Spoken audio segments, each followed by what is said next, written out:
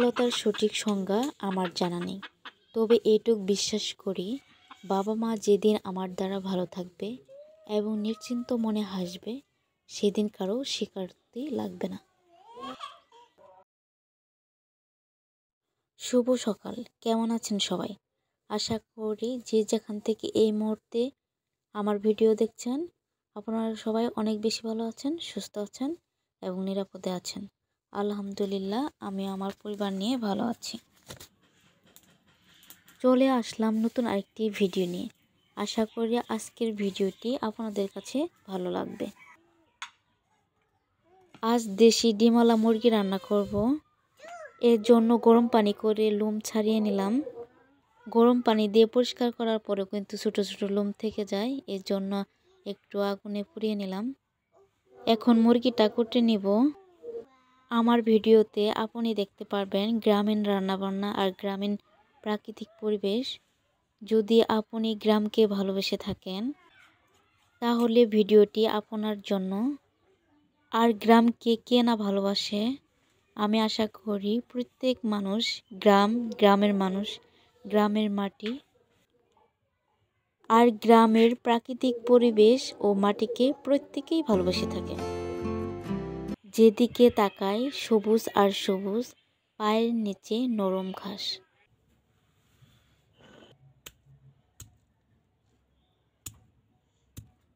মুরগি কাটা শেষ, এখন জিরা আদা বেটে নিব। যে কোনো তরকারি হোক না কেন, টাটকা বাটা মশলা দিয়ে আর কি তরকারি রান্না করলে তরকারিটা অনেক মজা হয়। তো ভিডিও দেখতে দেখতে আপনি যদি এই পর্যন্ত চলে আসেন, প্লিজ একটি লাইক দিয়ে কন্টিনিউ করবেন। আর যদি আপনি আমার চ্যানেলে নতুন ভিজিট করে থাকেন, যদি আমার ভিডিওটির কোনো একটি অংশ যদি আপনার মনে একটুকু জায়গা করে নেয়, তো আপনি চাইলে আমার চ্যানেলটি সাবস্ক্রাইব করে দিতে পারেন। আর যারা অলরেডি এই কাজটি করে ফেলেছেন তাদেরকে জানাই অসংখ্য ধন্যবাদ। আজকে একটা মজার ঘটনা বলবো। প্রথমেই ভাবছিলাম আপনাদের সাথে শেয়ার করব না, পরে ভাবলাম না, শেয়ার করেই ফেলি। রাফিদ কান্না করেছিল, এর জন্য আর কি ওকে নিয়ে রান্নাঘর থেকে একটু দূরে গিয়েছিলাম কান্না থামানোর জন্য। এসে দেখি বিড়াল অনেকটাই মাংস খেয়ে ফেলেছিল, দেখে অনেকটাই খারাপ লেগেছিল। রান্না করার এনার্জিটাই হারিয়ে ফেলেছিলাম প্রথমে, মনটাই অনেকটাই খারাপ হয়ে গিয়েছিল। কি বলবো, অর্ধেক মাংসই খেয়ে ফেলেছে।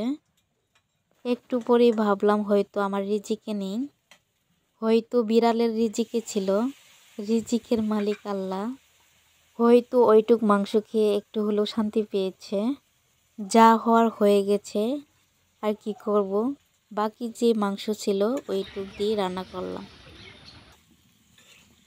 দেখেন কত কম পরিমাণ মাংস। আর বিড়ালও চালাক ছিল, ভালো ভালো মাংসগুলোই নিয়ে গেছে। মুরগি রান্না শেষ হলে চিতই পিঠা বানিয়ে নিব। যে কোনো মাংসের সাথে চিতই পিঠা অনেকটাই মজা লাগে। আর তো এখানে দেশি মুরগি, এর জন্য হয়তো বেশি ভালো লাগবে। ঝোলের পরিমাণটা একটু বেশি দিলাম। ফার্মের মুরগিতে কিন্তু ঝোলের পরিমাণ অতটা বেশি হলে ভালো লাগে না।